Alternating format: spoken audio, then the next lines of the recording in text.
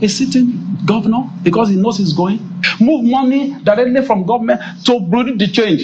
Use it to pay the child school fee in advance. In advance. In dollars, yes. In dollars. $72,000 or $720,000, sorry. $720,000 in advance. In anticipating that he was going to leave government house. In a poor state like Kogi. And you want me to close my eyes to that? Under the guise of saying I'm being used. Used by who? At this stage of my life, used by who? By who? For crying out loud. I assumed office here. I didn't initiate the case. I inherited the case file. I called for the case file. I called for the report. And I said, look, there are issues here.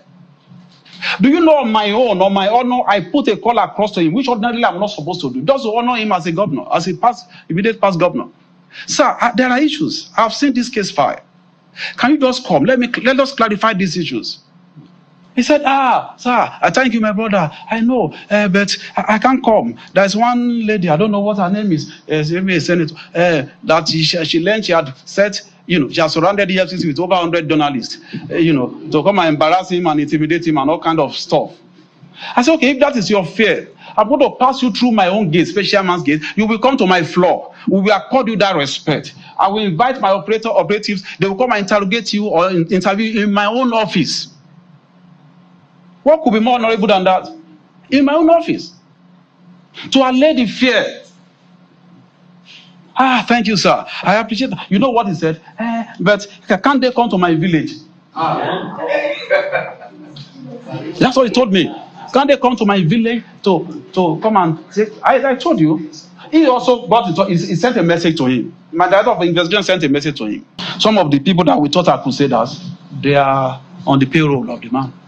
And that's the truth. We are investigating it.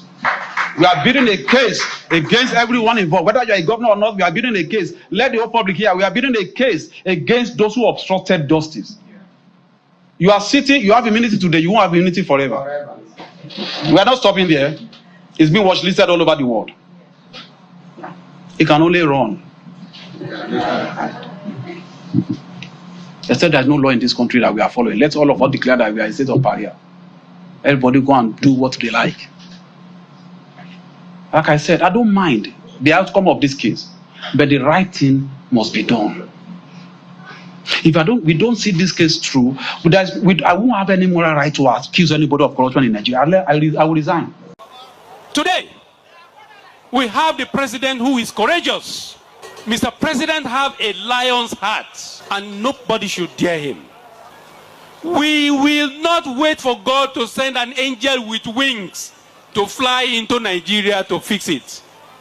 Should I tell you who the angel is? The angel is President Bola Ahmed Tinubu. Nigerians, well, we are not serious people. That's why there's nothing that they do to us that will mean anything. We're just, we're just there. We're just anything. We turn it into joke. I was just watching that video and I'm sure you saw it too. And the way they just capture it, this one is talking, and they're putting Yahaya Bello there, being very unserious, doing it as we see I dare here. I don't go anywhere. Come and catch me if you can. But it's just so funny. For those who don't know the background story of this, or that person you saw that was speaking there is the EFCC chairman. And earlier when he was appointed, not too long ago, Yahaya Bello was accused of, looting Kogi state monies. And one of the things that he did, I think almost $1 million or 800 or something thousand dollars, he paid it. He took the money directly from from Kogi State Treasury and paid a particular school, I think the American International School, for his children way ahead, as in paid all their school fees.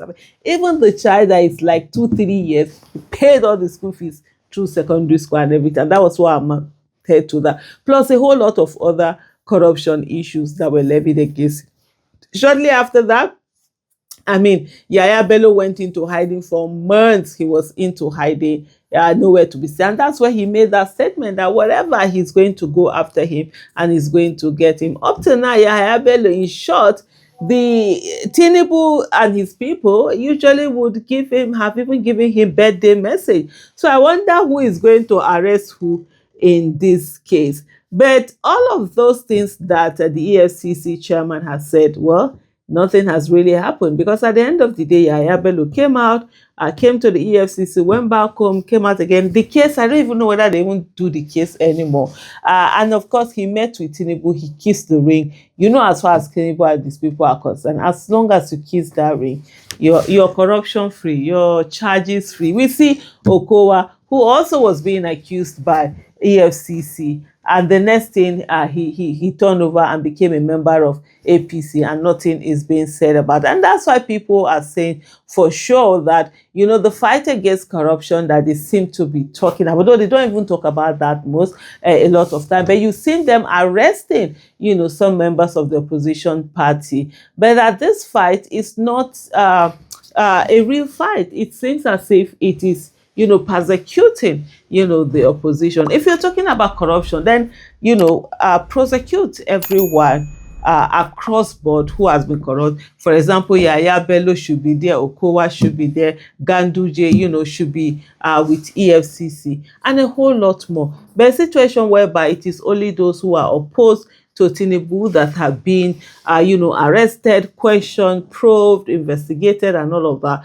Then the question of whether this is truly a fight against corruption or a witch hunt, it's a very valid one when people are asking this particular, you know, question. And so here we are. So we're still waiting to see the EFCC. He hasn't resigned. He's still there.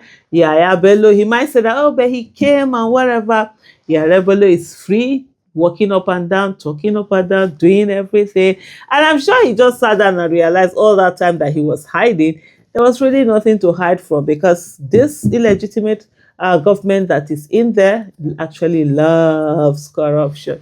It loves corruption, and will do anything, you know, to support corruption. So that's what we are saying there. But hey, you must give it up for the creativity of Nigerians. Nothing they phase us. We always find fun in everything. Yeah, it can be a good thing, a stress reliever where you're not worked up all the time. But I think it can also be a bad thing where you don't allow, you then allow a lot of bad things to happen just because you take things too